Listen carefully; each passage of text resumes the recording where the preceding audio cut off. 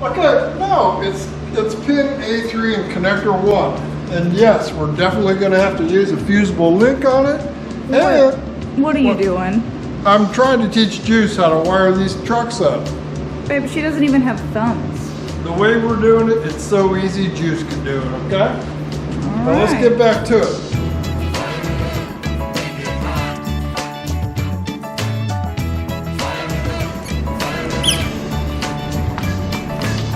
Okay, back on Roll's truck. That's right. Today we are going to wire up and fire up this 1987 Chevy C10 owned by Rawl and Vito, okay? There is so much misinformation out there about LS swaps, and on this video I hope that we put all that stuff to rest. They do not have to be super expensive. It is not all that complicated to wire them, and they are time consuming. I'm going to do the best I can not to say, I'm going to spell it okay in this video, all right? Okay. But I spelled it. I didn't say it. Time consuming, yes they are.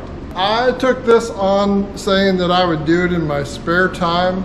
We were going to be working on our 1974, the green and white truck. You've seen videos on that. Go watch them. Watch all the commercials, please. But we were going to work on that thing in our spare time and do that. They reached out to me and said that this truck had been going on for about 3 years, I guess. And he was frustrated with it, I think. He had dealt with shops that really weren't getting much done to it. And unfortunately, that does happen, but that's really the only bad thing that I can possibly say that is true about an LS swap. If you're going to have somebody do one, do your homework and make sure they know what they're doing, and don't let them do it their first LS swap. Okay? Yeah, don't be the guinea pig. Right. We had done 2 of our own before we ever charged anybody to do one. And when we charged that person, we made exactly $0 by the time we were done, because we knew it was still a learning experience, and they do take a bit of time because it is some tedious work. But wiring it is not, and today I'm going to make people comfortable with wiring it, and we're also going to save you some money. Yes. So let's get to it, all right? Let's do it. I'm standing in my favorite spot. Yep. But I'm over here now. I'm over here now. In the past, we have done 2 other videos where we start up one of these LS swaps. One of them is like the 2000 to 2002 models, and then the other one is like 2003 all the way up into 2006-7 when you get into Gen 4 stuff. We're gonna put a Gen 4 in our 74, and then do a Gen 4 one also here pretty soon. Yes. Is the plan. But this truck has got a 5.3 LS in it, 4L60E. They have put a cam in it. It's got a Texas Speed camshaft in it, so it's not a giant cam. We have sent the ECM to a tuner that deals with that a lot, and he's put a tune into the ECM for us that we are supposed to be able to start this and run it. Once we have it running and driving, which should be today actually, I'll have to take it to him, and then he will fine tune that thing. But he was confident that it's going to start up and run for me okay. We also, on the past videos, people would come in on us afterwards and comment and say, it takes a lot more wiring than what you just showed in your video. And it does take a lot more wiring when you get into things like wiring the fans up, all the stuff that goes on from the interior of the pickup, like the air conditioning, the dash, all those things. But if you're doing a simple swap and you're just going to put that engine and transmission in there, it really doesn't take much to get them going.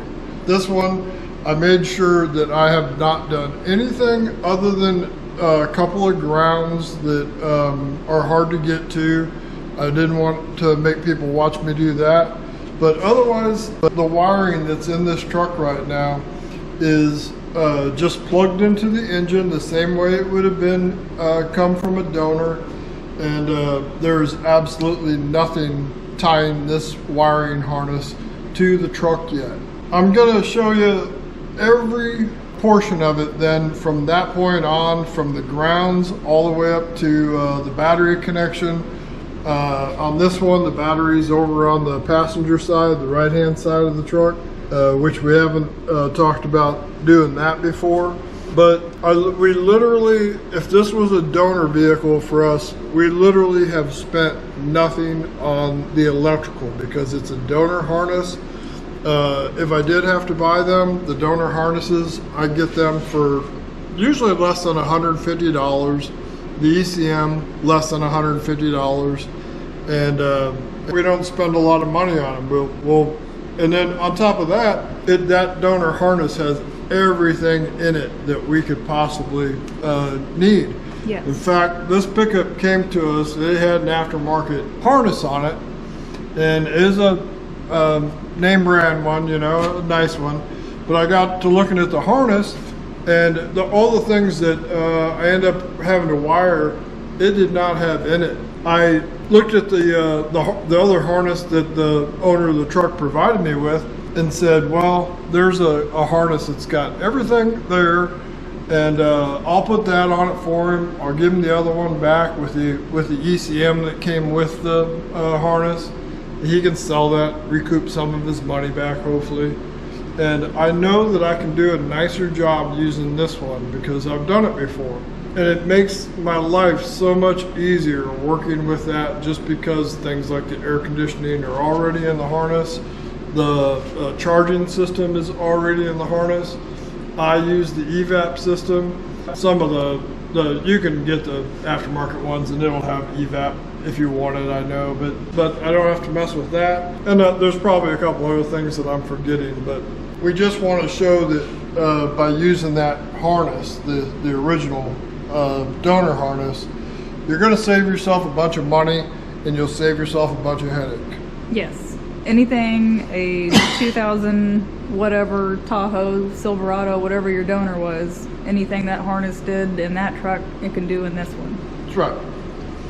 So, like I said, this one, I normally, in the past, I would have gone and I would have gotten rid of some of my wires. This is the bundle that ends up going down to the right side oxygen sensor. I didn't even mess with that because I don't want somebody saying that I staged the whole thing.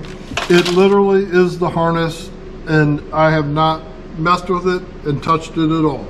The only two wires that I've done on the back of the intake manifold, there are two ground wires, and those are very important ground wires, and those are already tight down to the back of the valley tray, or what would you call it, the valley cover. Yeah. So those two are done. This one here, this comes from the donor, and this one goes to the firewall. I come in and I clean the paint away from the firewall right there. I fish a bolt down through there with a magnet, and I end up putting that ground right there. Okay. So we'll do that, and then we'll move on and talk about the other grounds for like where the battery is. Okay. This ground on an 87 would have been over there, and on the earlier ones also they were over there and they went to the cylinder head. You don't need two of them, you just need the one. I see grounding kits for sale to ground an LS. If you do it with a donor, or if you just do it with what the donors had, you won't have to spend a fortune on a grounding kit for it. It's not that complicated. This wire is already there for you. In fact, all the grounds on this truck, except for the body grounds from the original truck, I don't have to add to it. And then also when I put that one in there, I take that nut. It's got a lock washer on the backside, but I also Loctite it, so I know that this is going to stay nice and tight. Sweet. So there you have your ground that goes to the back of the left-hand cylinder head. If you wanted to put it on the right-hand side for some reason, you can. It doesn't matter. Or if you wanted to hide that somewhere, I like to put it someplace where I can see it. Let's talk about the battery one next. Okay. This is the negative battery cable. On the donors, it would have been over on that side. It was part of the harness built into it. It separates from it no problem. You almost don't even have to do anything but take a couple little plastic things apart, and you'll have your ground cable if you're going to put your battery over here on the right hand side. And you don't have to buy a new battery cable. Yeah. That's the idea, right? Yeah. So moving it over to the right hand side, it's not long enough to reach down on the left hand side of the engine block where it normally bolts to. So I run it right through here, bolt it to the bottom of the cylinder head. If I didn't do one of our air conditioning brackets on it, I would have used one of the holes down there for the AC bracket. But in this case, we've got one of our fancy AC brackets on it, no holes down there. So that was my next choice. You could use that one too, you could use that one too. And there you go, you have a good ground. The ground, of course, is just gonna get connected to the battery. We can go ahead and do them up. At least the ground, right? Mm-hmm. So it's grounded to the battery.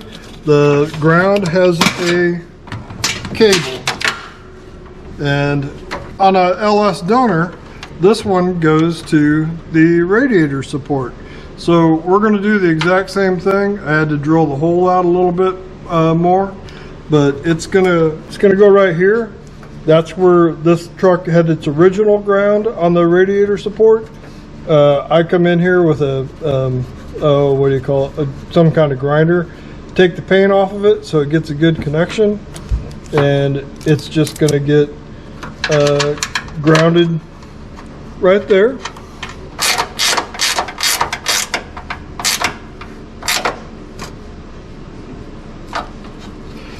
That's the like I said, that's the ground. That's going to be basically the body ground.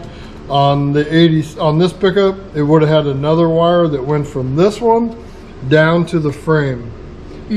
It doesn't have it there.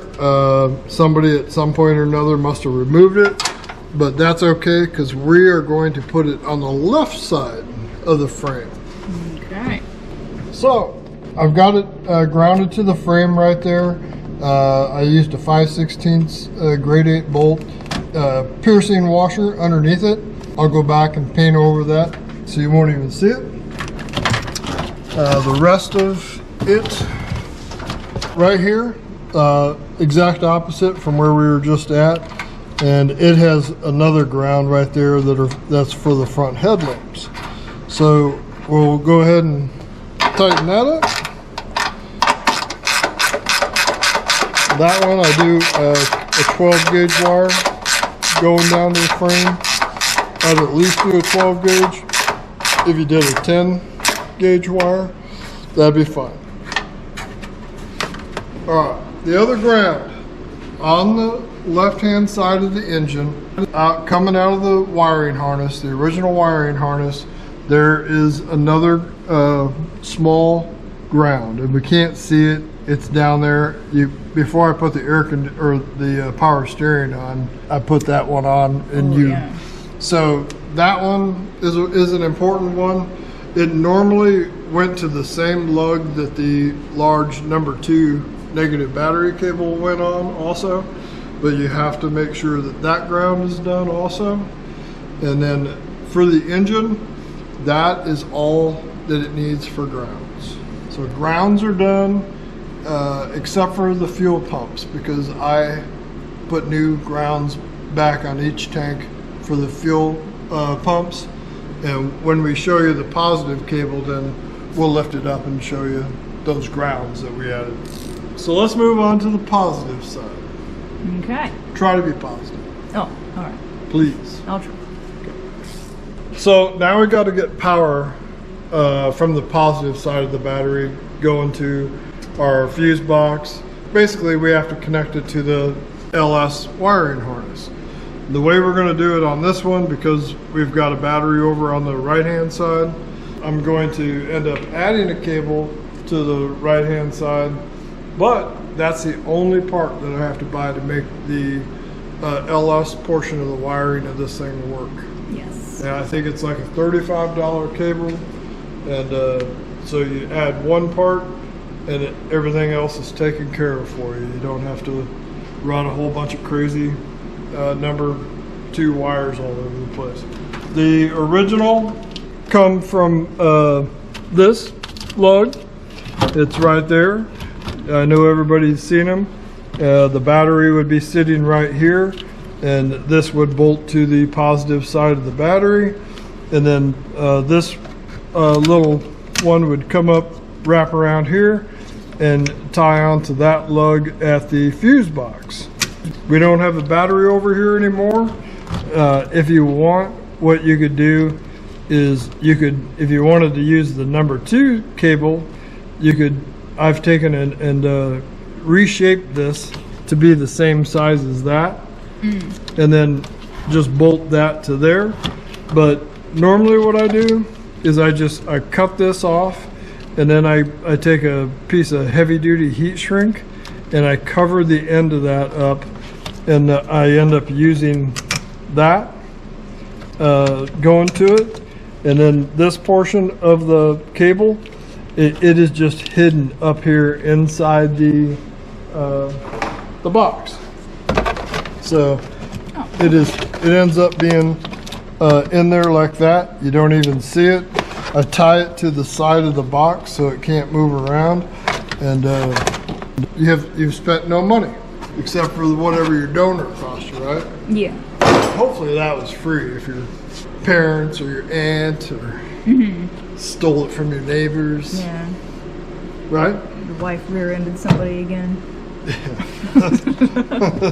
I'm gonna go ahead and do it right now, just so we can say it's done. I'm gonna put power to my fuse box.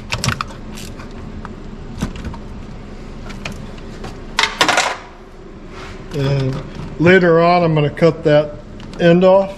But for now, I'm just gonna tape it up. We'll pretend, just pretend. Use your imagination for a second. This is where we get rid of the end of that lug. Yeah. Because you don't want that just flopping around in there. Positive. No, you never want the positive side of anything to have access to it somehow. So I cover it up in the meantime, and then I end up putting it right about there. And if I don't use a fuse, which you can if you wanted, say you were going to put a giant stereo in your pickup, and you didn't want to add one of those weird looking subwoofer fuses or the amp fuses, you could use that. That's a fuse holder for a large fuse. But I end up usually I'll just zip tie it to that, and you'll never even know that it's there. If you don't like it when you're all done with it later on down the road, and you want to change that, you could always just go to this connection and get rid of that cable and make it look however you want. But if you're trying to use the donor one, that's how I do it. So that portion is done. We'll have power going to our fuse box the minute we get the rest of the power done. Okay.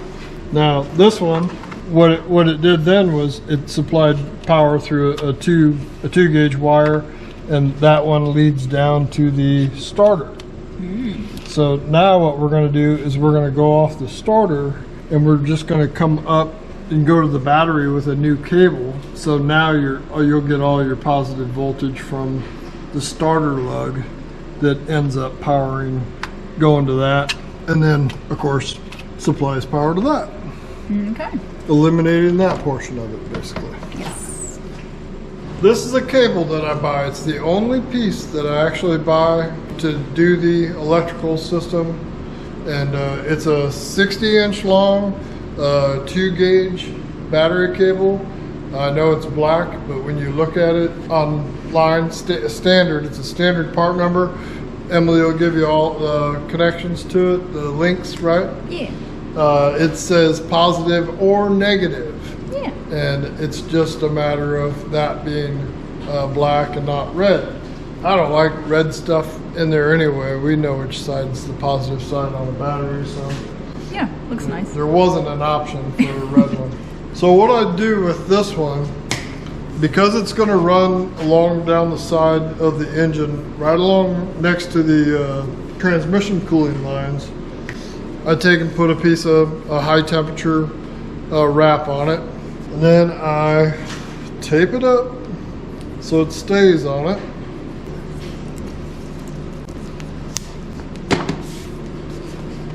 Both ends.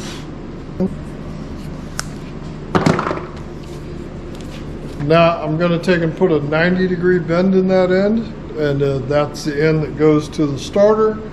That's the end that goes up to the positive side of the battery. Oh, okay. Yeah.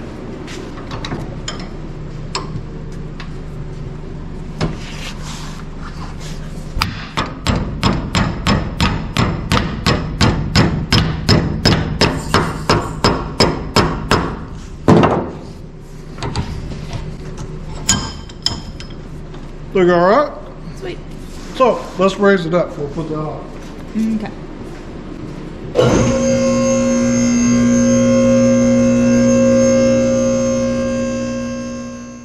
I'm not going to do it right now, but I'll put a piece of plastic conduit over it once I go to finish it up, just to give it another little layer, because it is the positive connection, and if they wiggle on something, you know, rub the coating off of them, then you've got a short to ground, and you don't want that. So especially where it's running through,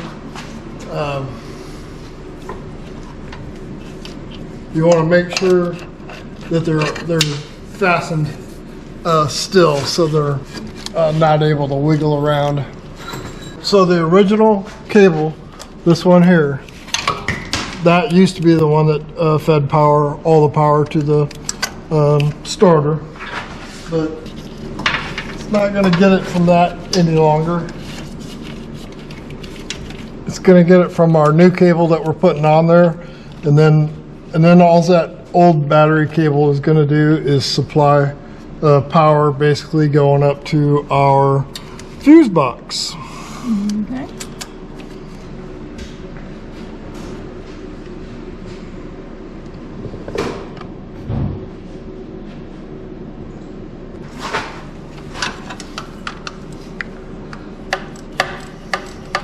So you add it to that lug. It's not like you're getting rid of the other connection that was there.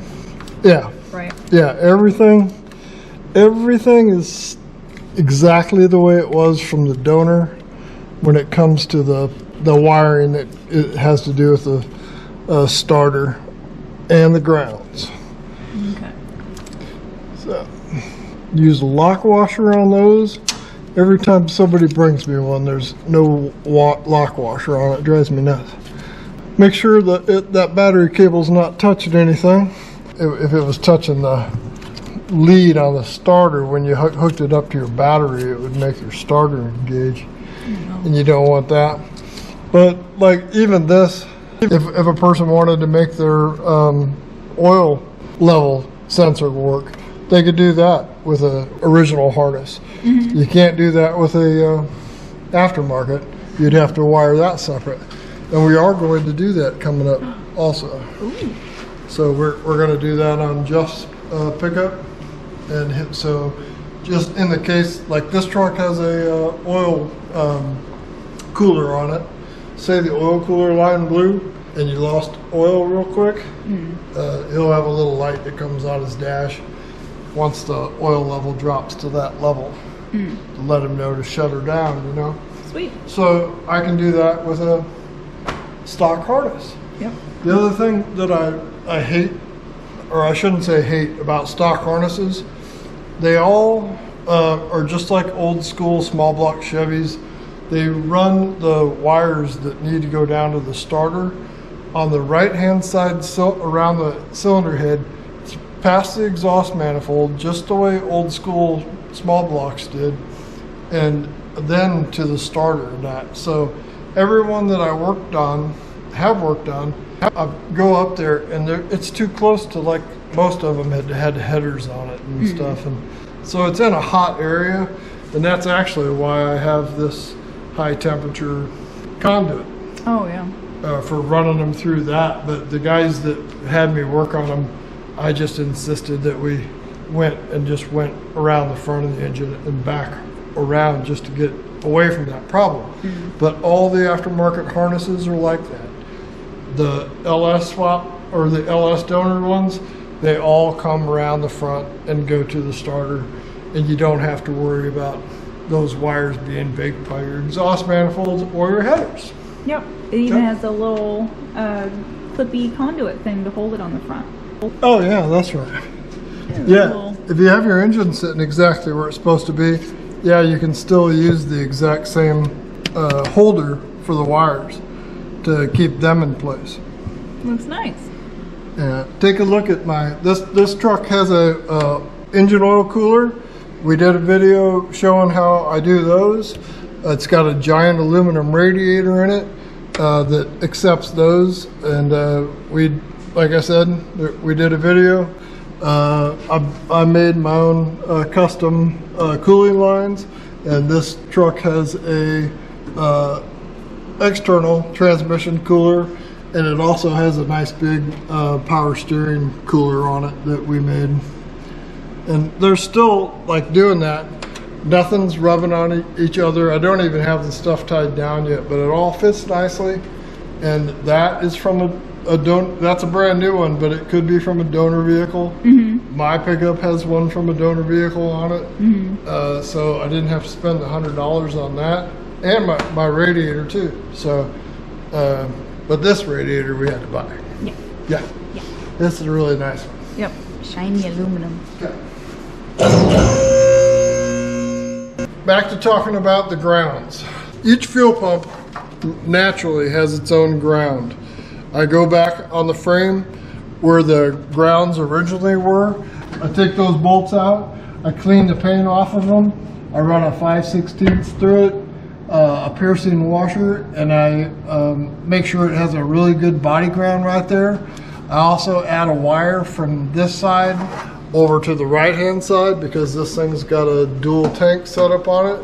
So it has the same ground. So you can see that one better. So it's got a nice body ground, but it also has the wire that's grounded. And then on the left hand side, I incorporate another actual wire ground in my wire loom that goes all the way up to the radiator support ground. Okay. And you don't have to have that, but it is not a bad idea.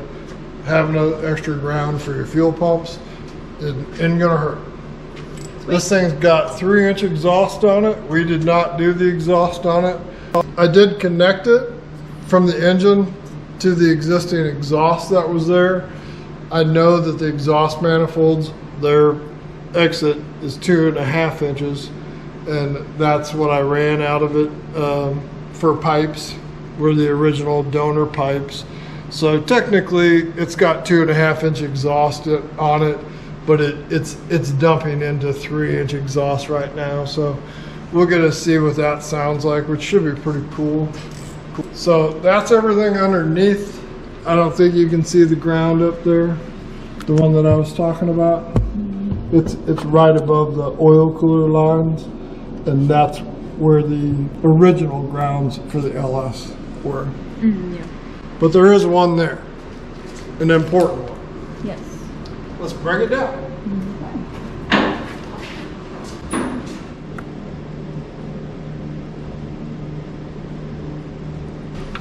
So this is my positive battery cabled in. It's going to go right to the battery. It is pretty long. It's, like I said, it's 60 inches. but by the time that I put some looms on it and I hold it where I want it, it works out pretty good. For a battery cable like that, it's better to have it a little longer than short. So I went ahead and I put it to the battery. It didn't spark or anything. That's nice. Yeah. So I've got my negative done. I have my positive done. If we went to the power box right now, let's just try it. I bet you we have power. I'm gonna use that as a ground. And if everything's correct, then I should touch it to this lead and we'll have power, right? Okay. Yay! So that is it. Everything leading up to that portion, leading up to the box works. Yeah. It's all done just by adding one cable. And that's it. That's Not it. 2 cables, not 3 cables, 1 cable.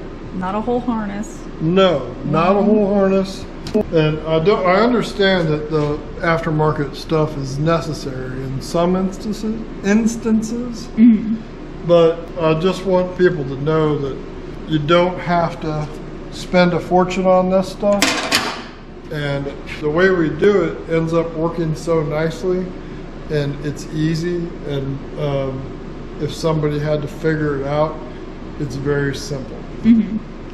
So now we'll have to get into wiring up the truck. It's got to have power going to the inside of the truck, and then we'll wire up our fuse box, and then we'll start this truck for the first time. Ooh. Hear that cam? That's right. On to the fuse box. We are going to go over a bunch of things that I've gone over a bunch in the past, but we're going to try to cover just about everything that pertains to wiring one of these babies up, okay? So the fuse box. First off, I mentioned that fuse holder right there. That fuse holder would be for if this was a diesel. This isn't a diesel, but this box would have been the same for a Duramax diesel, and it would work perfectly fine. If you look on the covers down in some of the notes, it tells you diesel or a gas motor. So exact same box. You could use a diesel box for this truck as long as it was about the same year, okay? I gotta quit saying okay. All right, so this is a 2003 up to 2007 probably. Right before it goes to Gen 4 stuff, it's got these smaller rectangular fuses in it. This is a Gen 3, but this would be a 1999 all the way up to the end of 2002.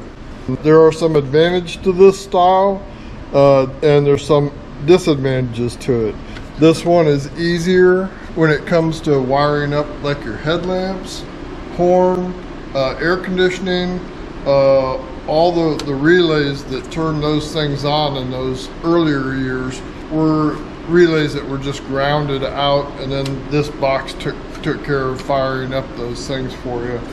The later ones didn't work that way. They used the body control module. This one uses the body control module to ground out those relays, and that's the only way to do that on these. So the downfall of this one, if you're doing drive-by-wire and you've got a 99 to 2002, the TAC module, the throttle actuator control module, they are plastic for these. This newer style for the 2003 on up, they do not work with this box. There's no workaround to make that happen. It has to be the plastic one that goes along with the earlier ones, and those are getting scarce and they're expensive. Yes. The last one I saw that I could buy was like 450 bucks. You can buy these brand new for $100, and these very rarely go bad. I don't know about the black plastic ones, but if you have one of those, when the day comes that goes bad, you're gonna have to fork out some cash for a new tack mod. Yeah. If you have to buy another one of these, no big deal. But they work in the same function basically. Also, the lugs. People ask us about the lugs. This is lug number 1. This is lug number 2. Lug number 1 is protected by that fuse right there. And that's not a fuse in there, that's just a blank. So this truck didn't use that lug for anything. But apparently it did use lug number 2 because lug number 2 is protected by this fuse right here on that corner. And in this case, it's a 30 amp fuse. And that lug is what we are going to tie into our wiring that come from the original truck.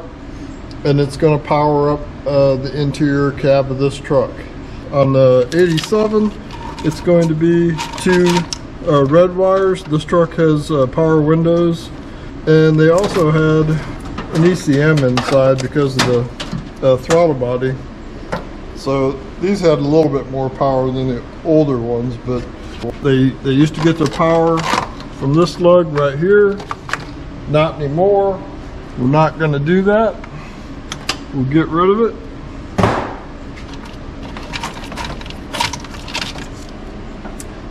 That wire there leads over to your blower motor. We've got a video on that, how we do that, but I end up running the blower motor has its own separate power that comes out of this box. That's a video for another day. This is a fusible link. We don't need a fusible link on it anymore. When I did hot at all times video, firing that one up, I added a fusible link to it. People said, oh, you don't need that because it's protected by that fuse. And that's absolutely true. I just did it to try to give some information about fusible links out. And so people ask about that all the time, and they don't hurt anything if you have a fusible link in there, but you don't need it. I don't know what these say on them, but I'm getting rid of them. Also, like if somebody's doing one of these for the first time and you get a donor, just leave all the fuses in this thing and all the relays. That if they're not doing anything in there, it doesn't matter.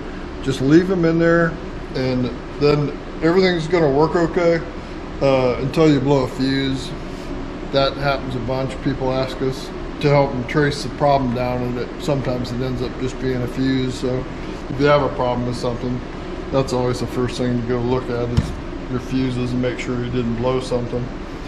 I have the battery disconnected while we're doing all this work, just so you know. One thing that you always want to do, just so there's no crazy sparks that happen anywhere. So these are my 2 wires that are going to supply power to the cab of this pickup, and it is going to go to lug number 2 and be protected by that 30 amp fuse there. So all I need to do to make those connections are put a couple eyelets on the end of these. These are 12 gauge wires, I believe. I'm gonna just do 2 of them.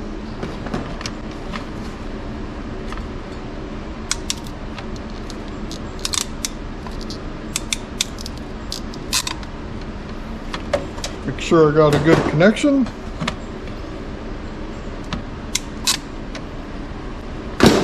Emily's hair dryer, her new hair dryer. I know. Very fancy.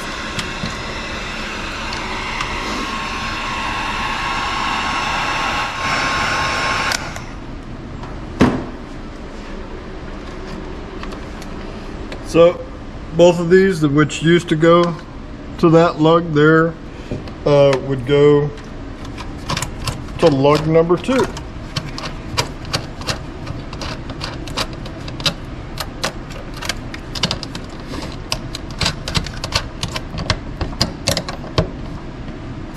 So there we have it. If I go and I hook the battery up, the truck inside the interior, it will have all of its power. So let's just do it and confirm that that's working. Okay. Because we have never we've never put power to the interior of this truck so far, so plus we can roll the window down. Ooh, yes. So didn't spark. Something making noise. Got the buzzer. Oh, the dinger.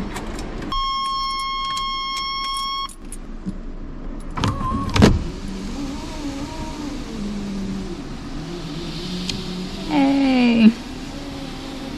Pretty fast. Is the key still on? No. Huh? No. Alright, so we have power going into the inside of the truck. We got it rolled the window down, and the door chime is stuck on all the time for some reason. So I unplugged the door chime. So while we've got it, the battery connected, I'm going to check my starter wire that came out of the truck that used to go down to the starter solenoid to start it. And I'm also going to check my key on and crank wire, which this wire on an 87 would have went to the ignition coil to fire the truck up, or to power the coil to run the truck. So that's the only two wires that we need coming from the truck to the fuse box. And I'm curious what it says. Fuse block power, ignition positive. So that's right. So in order to check it, I'm going to check it with a test light. You could do it with an ohm meter. The pink wire, it should not have power with the key off. It should have power with the key on and in the crank position. So I'll turn the key on. There we go. We got nice bright test light. 12 volts going there. I'm going to take a guess and say that it probably has 12 volts during cranking also. You want to hold it? Okay. And then on the starter wire, the purple one, hold the test light to it, and I'm going to go put it in the crank position. Make sure you can see that. Mm-hmm. Are you ready? Ready. Anything? No. No? No. No crank, huh? No crank. Here, let's check the ignition one in crank also. Right. Yep. Okay, that's the crank position. Yeah, you can tell it's switching, but why do we don't got starter power? Nothing? Nope. Alright, so I'm going to move the gear selector just a little bit and see.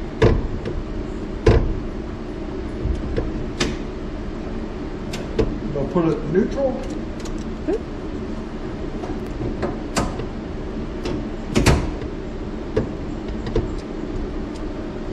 Alright, so that doesn't work.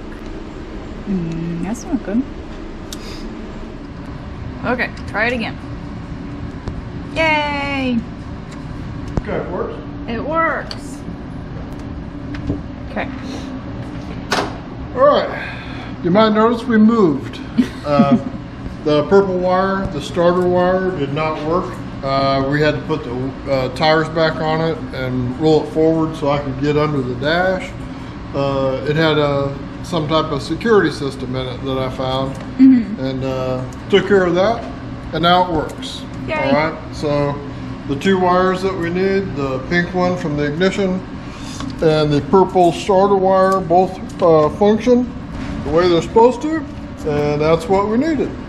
All right, so what do we do now with these? Now comes the time to attach it to the LS portion, you know, into the fuse box. And how we go about doing that, we're going to get into the C1 connector, the C2 connector, and the C3 connector.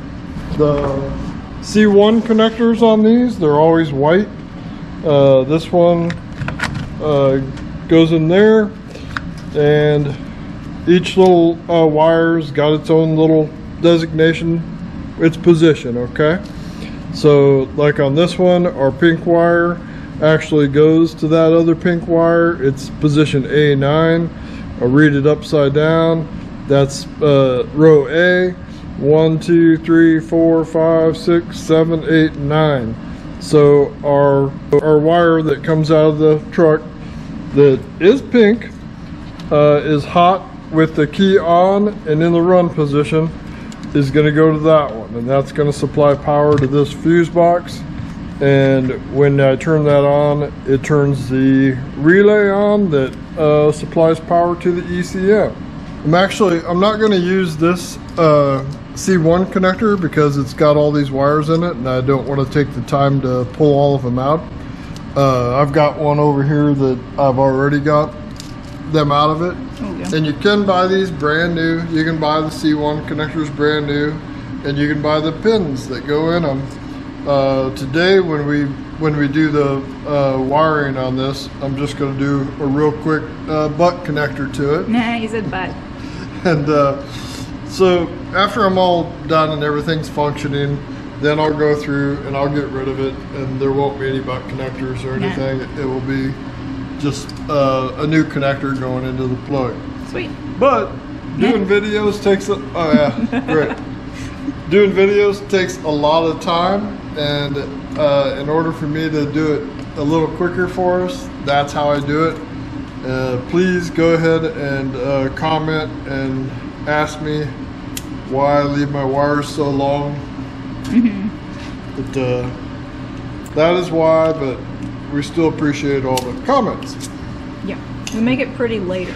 Yeah. Make it work first, make it pretty later. Yeah.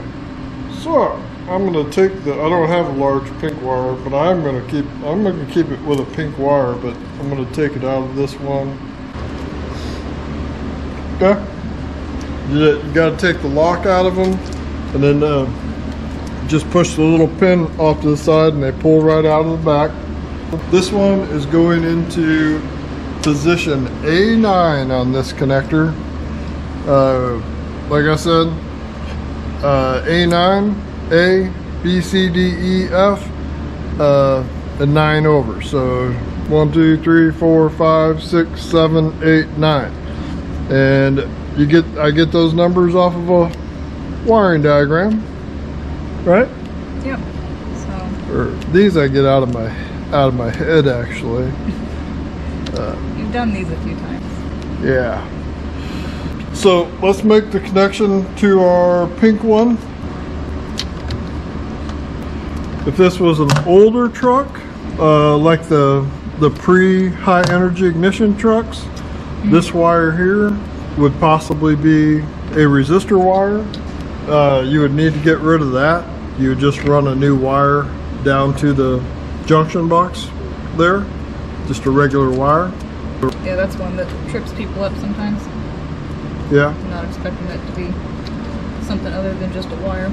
I'm not even going to use the solder connectors on this one because I'm going to redo the wiring on it pretty soon.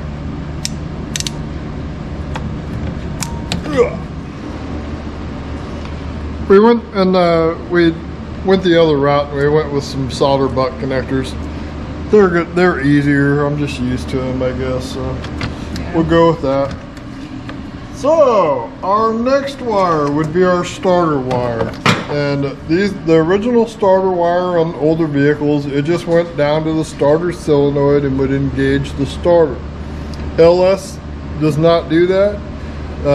It uses a starter relay that's built into this. It passes the engine's ECM, which is down here.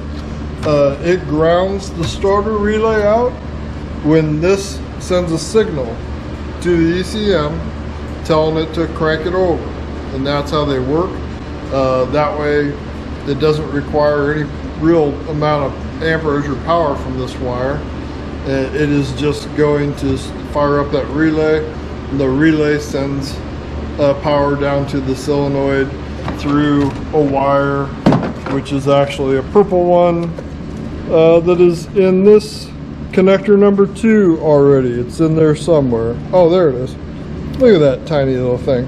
bitty guy. Yeah, so that's how your starter gets its power. I could take, if I took right now and I just touched 12 volts to that right there, this truck, the starter would crank over. Yeah. Now, that one, on a 2005 also, that's the other thing too. This is a 2005 out of a Chevy Silverado.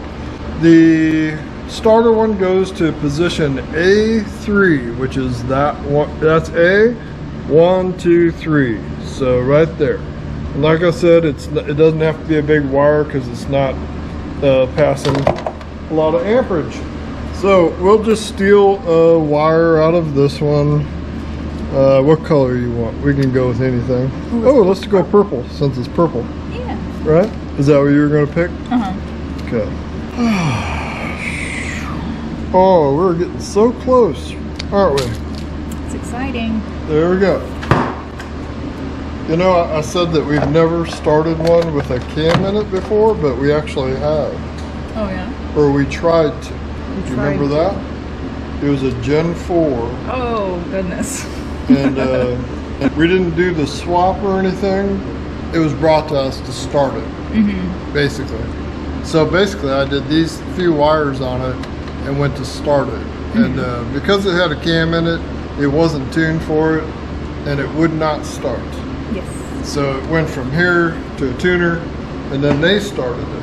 And I even made the guy come here when I tried to start it up, so that way if the engine blew up, it wasn't my fault, because we did not do much work to that thing to get it going. Just wires. Yeah, just some wires. Wires. Wires.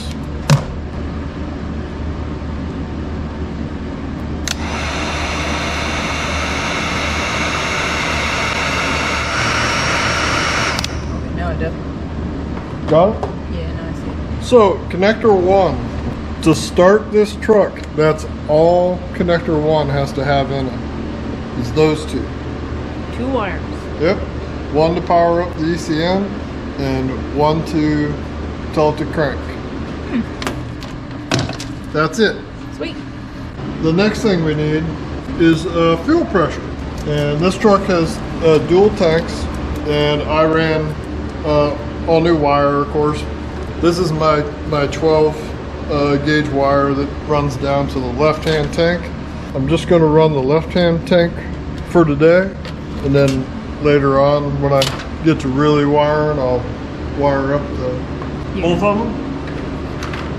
But the fuel pump, it is fired by a relay in the same way as what the starter is, but you got to make sure you run it this way.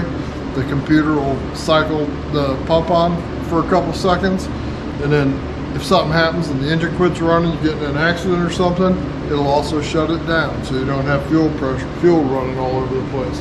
Yes. But so it is in connector 3, which is red, which is this one, and it is in position A, B, C, D, E, F1. F1. F1. Right on the corner. I should know that. And then I always think it's interesting that it's a small wire. And that's the gauge of wire that they run all the way down to the fuel pumps on big long Suburbans and Tahoes or extra long Tahoes. But I put 12 gauge wire going down to your fuel pump and make sure it's nice, good quality wire. Yes. We got burned on Brian's, I think, on the wire quality. There we go.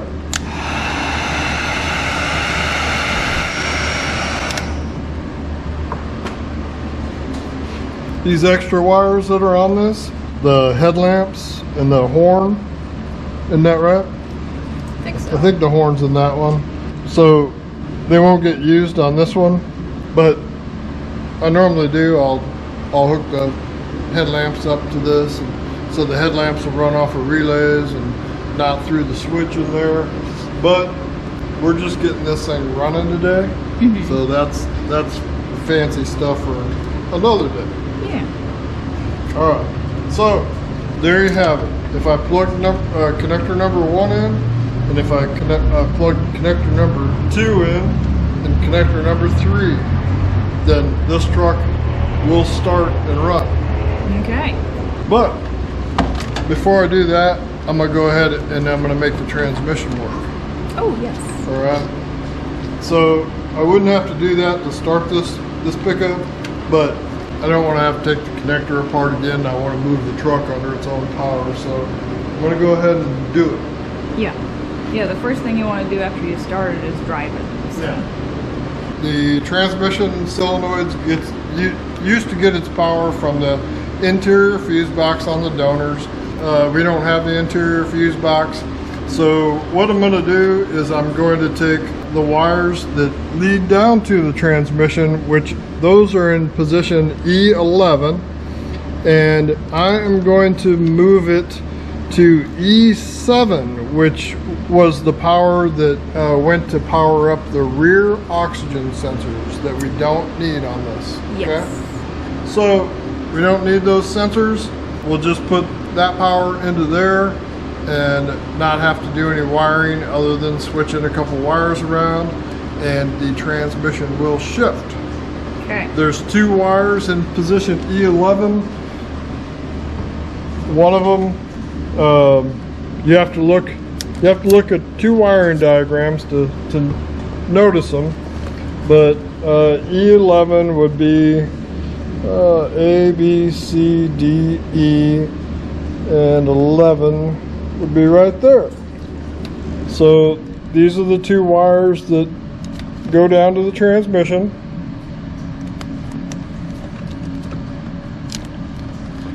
There. Okay. And then E7, which is E1, 2, 3, 4, 5, 6, 7. Those used to go to the rear oxygen sensors. Now, if you did a swap and you had to use the rear O2 sensors, then you would just find a different source for power with the key on and in the run position. So I'm going to take E11, put it in that position,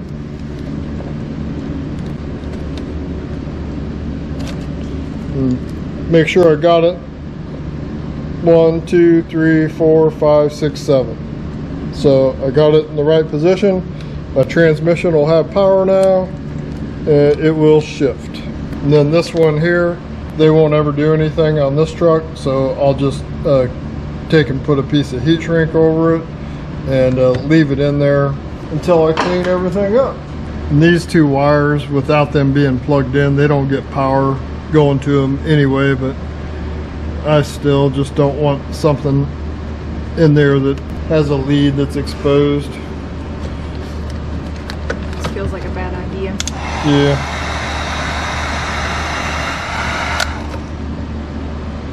So let's go ahead and plug everything in, and then I'll put the portion of the intake on it that I have done. It's got the mass airflow sensor on the end of it, and we'll get ready to start it up. Sweet. Plugs just screw in with a 7mm bolt. Connector number 1.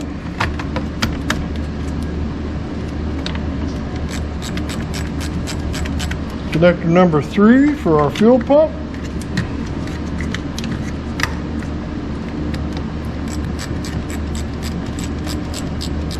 Pretty complicated, huh? Oh yes. Good. All right.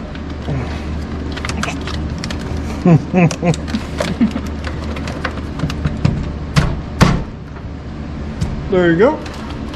I'm gonna take and zip tie this up. That's my wires for my left hand or my right hand tank. Ooh, green ones. Yeah, our new wire supplier sent us some green ones. Ooh, I didn't know we had a wire supplier.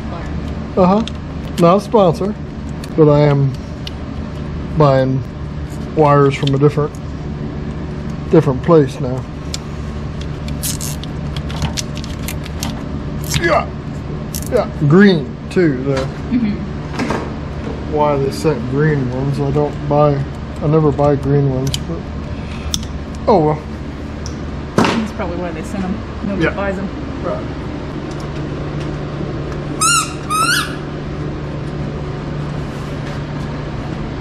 You're gonna have to move.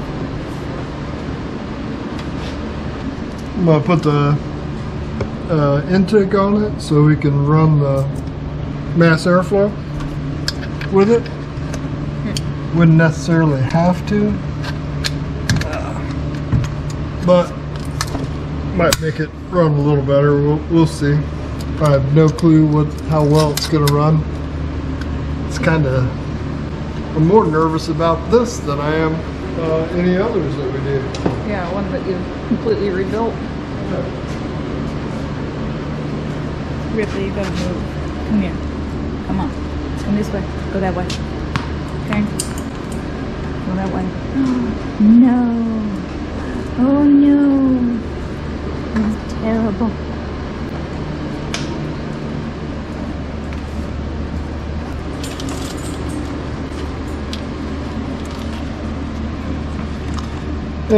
Plug the mass airflow sensor in. Oh, the other one. Helps if you do it the right way. We can live without the air filter on it right now. You need an accelerator pedal. This isn't where we normally mount them. Yeah. But this is what a lot of people do. I just haven't fixed the pedal yet. Rawl was one of our lucky pedal adapter winners. Yeah. Too, you remember that? So that's kind of ironic that it ended up being here. Yeah, we shipped him a pedal adapter and then the whole truck came back here. Yep. Also, the C100 plug. It busts out of the original harness, and this is the plug that goes to the interior of the trucks, the donors. It has the wire that goes, it's a data connection for your OBD2 connector. It also supplied speed signal for your instrument cluster, air conditioning, cruise control wires, all those. That one there is an important plug. You need to hang on to it if you can. If you have a donor, try to keep the female side of it. All right, and then that's where I get all my connections that run into the truck for the dash and the OBD connector and all that stuff. So that's an important connector, C100, and the C100 plug is, I have yet to ever see it on a wiring diagram anywhere. Yeah. I see it in connector lists and everything, and I know it's there, but when you read a wiring diagram, it does not tell you that it's going through a C100 connector. But it is a very important one. And then this truck did not have cooling fans, so it doesn't have the wiring in it for cooling fans, and I'll have to add 2 wires to the connector number 1 and connector number 2 at the ECM to run the cooling fans, and I'll have to wire it. And when we start this up, the fans right now are not wired because I didn't want to do any wiring and have somebody tell me I did trickery. And so it's not going to come up to 180 degrees that fast. Yeah. And I also, on that note too, it has a 160 degree thermostat in it, and the cooling fans are set to turn on 10 degrees cooler. Okay. Saves a little wear and tear on the motor. Yep. That way. Hang on to that. Somewhere around here I have one of these that I just use it to plug my scan tool in. We normally, when we fire one up, we'll plug the scan tool into it so we can watch what's going on. This one's got a cam in it, so I don't even have to worry about it because I don't know what's going on anyway, I guess. Right? Exactly. So it's gonna run. I'm sure it'll run, and how well it's running, that'll be up for the tuner guy to look at it when he's fine tuning it. Yep. All right, so the wiring is done, and I have to make this thing run and drive. The ECM, now it has a cam in it, so it had to be tuned by somebody who does that specifically. It's not the normal one where we just send it out, have vats removed from it, have a stock tune put into it, then we're good to go. We also have the emissions taken out of it that we don't want or don't need. And so the computer that's in this truck has been tuned for a cam. And I don't care for cams all that much. The reason people like cams is because of the noise they make, most of all. Yeah. And then there are people that want a cam because they build horsepower, but these things build plenty of horsepower stock, and if you just are doing it to make it sound better, you're going to be spending a couple $1,000s more just to make it sound choppy when it's running. And the problem I have with it running choppy when it's running is the reason they sound like that is because they're not running good. Okay? Yeah. The cam is a profile on it that does not make it run good at a low RPM. General Motors, I mean, they worked that out when they built the LS engine. It's got a great big cam in it, and it works great. Builds power from idle all the way up into 5,000 to 6,000 RPM. Yeah, we've said it before, General Motors spends a lot of time and money making all these parts work really well together, so we like them. And it put this motor itself, like if it had a stock cam in it, it'd be over, with the exhaust that it's got on it, and it'd be over 300 horsepower stock. And on all the swaps that we've done, I don't think I've ever really put my foot into one because I just don't have to. No. They're scary, especially the 6 liters. If a person's racing them, I get it, I understand that, but I spent most of my life working on cars trying to make them run good, and when I hear a cam in a car loping, I just understand that it is not running good. The way the tuner ends up making it run and idle okay is by changing its ignition timing, and so that's what they're doing to make it at least stay running at idle. You lost vacuum, so every time we go to a car show, somebody's got a cam in their truck. I always notice they have a brand new power brake booster in it. It's not the power brake booster that went bad. You just don't have vacuum to run that thing when you come pulling up to a stop. And I've driven them, and it's irritating, and I don't like it. We want people to we want people to do these trucks, and we want them to swap them, and we want them to drive them. Yes. Okay? My boss told me when I was a kid, I had a great boss. He said, learn to make an engine run good, and then learn to make it run fast. And that is what I like to do. Yeah. But in this case, this one has a cam, and it's going to be fun to start it up because we've never really got to do that. And it's ready to go right now. I could turn the key and fire it up. Oh. So let's get to it. Let's do it.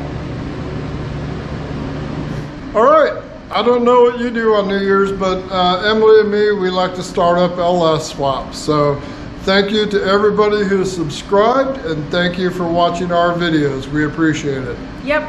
And thank you to all of our channel members. Thank you to everybody who has bought merch this year. We greatly appreciate all of the support in 2024, and we're looking forward to an awesome 2025. So, that being said, let's fire this baby up. Let's do it.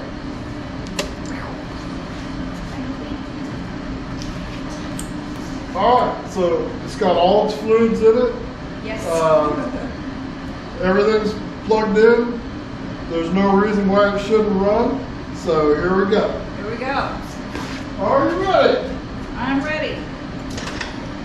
There's the magic noises. There we go.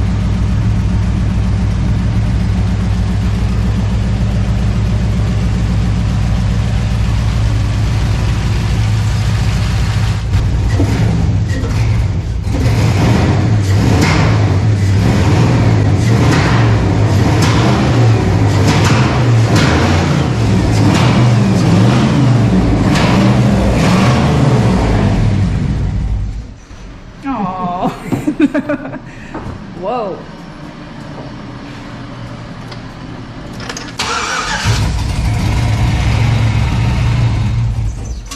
Uh-oh. It did what it was supposed to. Yeah. That's that fine tuning thing. Yeah. Oh my goodness. Ripley, how do you feel about 3-inch exhaust? Huh? Feeling pretty good about it? Oh my goodness. Okay. 3-inch exhaust is pretty cool. Yes, very loud. So it is pretty cool. And it seemed like it's a pretty mild cam, so. Yeah, it wasn't super crazy. Yeah, so that's pretty cool. We'll put on what the cam is too, and what like its part numbers and its if I can find like its ratings, of horsepower ratings, and its specs basically. Okay, so that's it. It started and ran. Yep. With 4 wires. 4 wires. So get out there and swap your vehicle. Yes. And I honestly don't care if you swap your vehicle. I just want you to get out and work on something and drag your kids away from their computers, their stupid phones, and make them go work on cars. Yes. All right? All right. Thanks a lot. Happy New Year. We also wanted to give a big thank you to our friend Bobby Sanders for the snacks for the dogs. Juice and Ripley say thank you and Merry Christmas. We hope you have a great New Year. All right, give me a high five. Good job. Give me a high five. Good job.